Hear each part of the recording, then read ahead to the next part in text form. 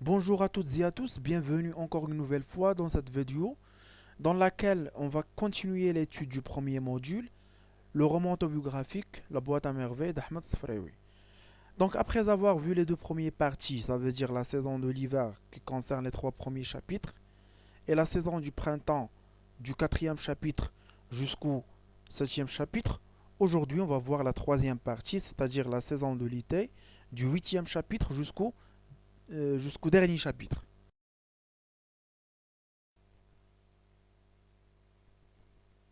On commence par le chapitre 8. Donc après Ashura et l'ambiance de la fête de Ashura, la vie retrouve sa monotonie et reprend son cours de tous les jours. Le premier événement dans ce chapitre, le site est déménagé dans un petit sanctuaire. Alors, à cause de la chaleur, on sait bien que le chapitre 8 est le début de l'été.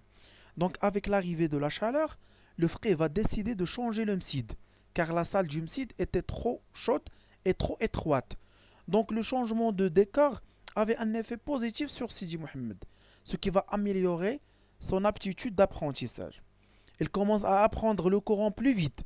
Sa mémoire fait des miracles.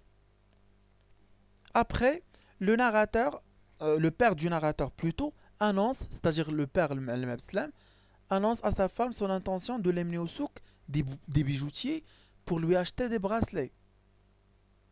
Une fois au souk, le père se dispute avec le courtier et disparaît dans la foule. Alors il y aura une bagarre entre le Malem Abdeslam et le Dlal qui voulait le tromper. Ensuite, Lala Zoubida n'accepte pas les bracelets croyant qu'il attire en malheur son foyer. Alors, comme vous savez, Lala Zoubida c'est une femme superstitieuse. Alors elle déteste les bracelets, croyant qu'ils ce sont des porte-malheurs. Après, Lala Zoubida reçoit la visite de Lala Aisha. Donc Lala Aisha va rendre visite chez Lala Zoubida pour lui annoncer une mauvaise nouvelle. C'est que son mari Moulay Larbi vient de prendre une deuxième épouse, c'est la fille du coiffeur Abdrahman. Vers la fin, Sidi Mohamed tombe véritablement malade et sa mère, Zubida, a une grande peur pour son fils. On passe maintenant au chapitre 9. Sidi Mohamed souffre de la fièvre. Alors, comme vous voyez, le chapitre 9 commence par l'état de santé de Sidi Mohamed qui commence à s'aggraver. Sa maman s'inquiète. Elle pense que ce sont les bracelets qui portent malheur. Ensuite, le père annonce à sa famille qu'il a perdu son capital au souk des enchères au Haïk. Alors, Mme Islam, elle a perdu dans le souk tout son capital. Elle avait mis l'argent dans un mouchoir. Elle a dû laisser le mouchoir tomber par terre, croyant le glisser dans sa sacoche. Alors, Mme Islam, elle est sur le point de déclarer faillite. Et d'ailleurs, cet événement constitue l'élément perturbateur de cette histoire. Par la suite, Malem Abdeslam est obligé de quitter sa famille pour travailler comme moissonneur aux environs de Fès. Alors, Malem Abdeslam, au lieu d'aller s'endetter, il a décidé d'aller travailler. Vers la fin, Laïcha conseille son ami de se rendre chez Sidi Al-Arafi. On est arrivé au chapitre 10. Ce chapitre commence par la visite de Sidi Al-Arafi et ses conseils qui vont réconforter les deux femmes. À ce moment-là, Sidi Mohamed est émerveillé par le voyant aveugle. Ensuite, Lala Zoubida annonce à son fils son intention de le garder à la maison. Alors Sidi Mohamed n'ira pas en Msid parce que sa mère veut l'emmener pour visiter les saints de la ville de Fès pour invoquer une solution rapide. Ensuite, Lala Zoubida reçoit la visite d'un messager de la part de son mari. Alors l'espoir arrive.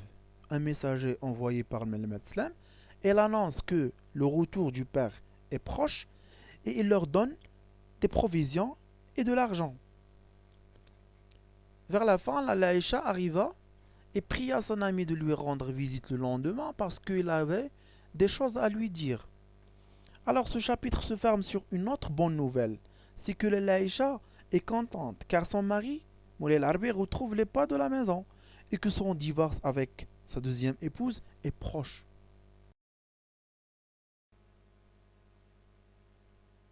Maintenant, on va voir le chapitre avant-dernier, c'est-à-dire le chapitre 11. Lella Zoubida rend visite à la Laïcha celle-ci lui réserve une surprise. Alors la Laïcha accueille chez elle des femmes qui discutent des sujets purement féminins. Ensuite, Salama la marieuse professionnelle raconte son rôle qu'elle a eu dans le remariage de Moulay Larbi et elle affirme qu'elle a des ennuis avec sa nouvelle épouse. Parmi ces femmes, on peut citer la marieuse professionnelle Salama, qui était la cause du remariage de Moulay Larbi et la fille du coiffeur. Donc Salama apporte une nouvelle, c'est que le divorce de Moulay Larbi et sa deuxième épouse est proche. Ensuite, Zohor affirme les propos de Salama. Donc Zohor, c'est une voisine de Laïcha. Elle prend part à la conversation et elle affirme aussi les propos de Salama. On est arrivé au dernier chapitre qui se caractérise par le retour de Malem Islam. Alors un jour, Zineb, la fille de Rahma, arrive en courant pour annoncer le retour de Malem Islam. C'est la grande joie. Des yo-yo, des félicitations de toutes les femmes de Dar Shouafa et aussi les femmes des maisons du voisinage. Tout le monde est heureux pour la Zubida.